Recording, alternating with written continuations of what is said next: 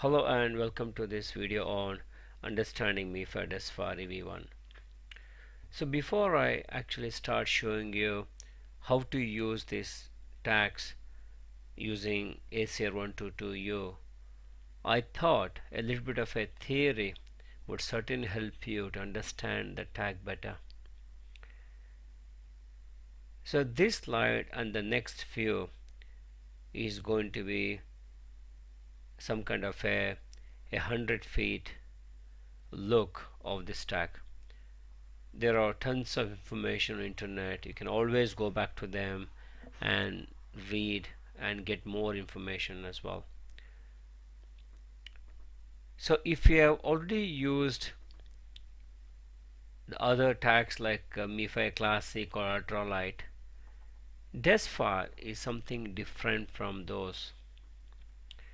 The earlier tags, the Classic and Ultralight tags, in those tags the data is stored directly into a memory space. So you can access this data using a memory address which is in the form of either a block or a page number. Whereas in DESFire, the data is stored inside a file system. So this is something which we come across in an operating system like Windows or the Linux. So when you buy a new tag, a new DESFire tag, it always comes with the root folder of the file system. And this root folder or this root folder is also called as the master applications, or in some documentation it also called as a master file. So first, or before you actually start storing the information or a data on this card, we must create the subfolders, just like the way you create subfolders on a Windows or a Linux. And these subfolders are also called as the application folder, or also called as a dedicated file. So after this, the user data is always stored in a file inside these subfolders. These data files or these files are also called as the data files or elementary files. So the most important thing in this slide is every tag comes with a master file or a master application. This word application is very much used in case of a DESFire. So it looks like application or a folder, they both mean the same. And other important thing in this slide is about the dedicated file. Even though it's called as a file, in fact it is a container or a folder. And lastly, the name called elementary files. So this is something which is same as the data files. So this is how the DESFire file system looks like. On the top you have what is called as the root folder. The other name, as we know, is also called as a master file or a master applications. And this is what every new tag comes with. It's just called the root folder. And underneath we have to create a number of subfolders or the application folders. And I've got here 2 or 3 application folders. You can fit many more. However, there is a limitations on the number of applications you can have. So under each applications we have got the data files. So as you can see here, each application has got its own data files. And again, there's a limit on the number of files you can keep inside a application folder. These are some of the important points to keep in mind. So every application folder or application is given a 3-byte unique ID, and this is called as the application ID, or some documentation calls this as a DESFire ID as well. So keep in mind this is a 3-byte unique number. When I say unique, it means you cannot have two applications with the same 3-byte number. The master file, as we know, it is this one, which is present in every new tag, has a predefined ID which is all zeros, 000000 hex. So that means you cannot create an application with the ID as 00. And all the applications we create can have any IDs or any number as an ID. Each file inside an application is given a unique 1-byte ID as well. So the word unique here means within an application you cannot have two files with the same name. See, this is very similar to the way the file system is created in a Windows or a Linux operating system. So even in these OS we cannot have two folders with the same name or two files inside a folder with the same name. So according to the NXP, the manufacturer of these DESFire tags, these tags are supposed to be one of the most secure tags. So when there is a security in the tag, there has to be some kind of a keys or a password. However, unlike the other tags like the N tag 215, which carries only one password, or ultralight C, which has got one password or one key, DESFire tags has got so many keys at various levels. So keys are used for authentication, and authentication is optional. You can have a DESFire tag without any authentication at all. It can be open, you can read and write and do whatever we want without authentication, but which is not a very common practice. The master file or the root folder has got only one key, and this key is often called as a pick key or a master key.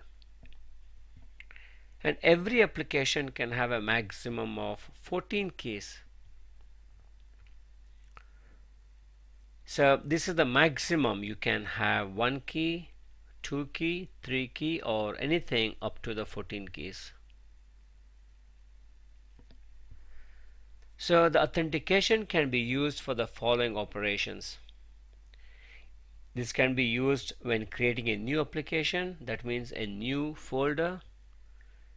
It can be used while creating a new data file, or it can be used whenever we write to a file, or you can use it while deleting the file or an application, like deleting a file or deleting a folder itself.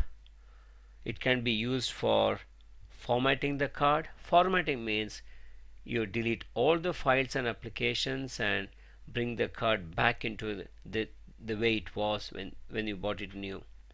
And there are so many other operations which you can use this authentication for. If you read the documentation of the DESFire tags, it says these tags are compatible with the ISO7816-4.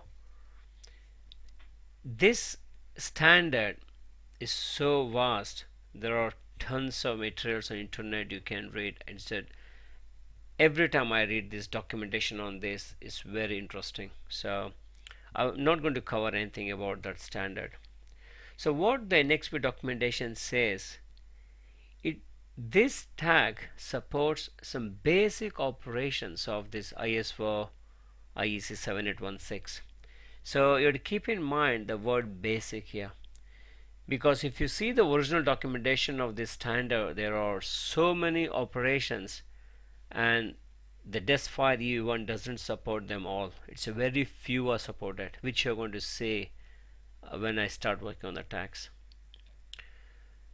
So if you want to make your application or the file compatible with the operations defined in ISO7816, you must have something else along with these files. So you have to give an application a 2-byte tag or ID called as the file ID. You can also give an application a bigger name, a 16-byte name, which is called as the DF name. So you know DF stands for the dedicated file, so it's a name to a dedicated file. And each data file is also given a 2-byte FID. So as you can see here, I can give a 2-byte ID for application, or I can give a 16-byte name for application as well. And each data file is also given a 2-byte FID or the file ID. So most of these ISO commands, they need either FID or the DF name.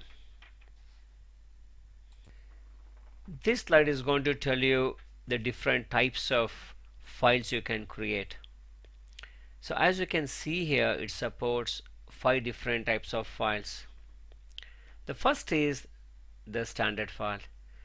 This is like a sequential file. You can write anything in this file. It could be a data, it can be an image, it can be name and address, and so on. The next type of file is the standard file with the backup. So this is similar to the standard file, but this also supports what is called as a transaction.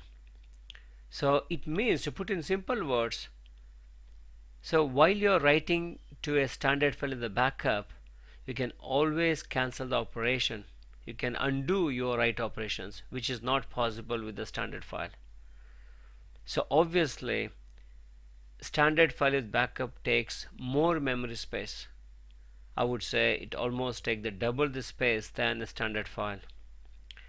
The value file, if you have used the MyFi classic files, where it's also called as a value file as well, where you can increment or decrement or transfer type operations. So these types of files are used for the PERS operations, like a loyalty card or some kind of a payment cards. So you can use the debit or credit operations here. The linear file, this is a record based file. So to put in simple words, you can have a file with 10 records, and each record can be of say 50 bytes length. So this is the type of data you can store in linear file. The cyclic files, this is very similar to linear file. The only difference here is, in case of linear file, if the file has got 10 records, you cannot write more than 10 records at all. Whereas in a cyclic file, the write operation will go in a circle. So after the 10th record, the 11th record you write will go back to the first record. So this is like like infinite size files. So these types of files are used in case of logging, where you always want to keep the logs of the latest operations.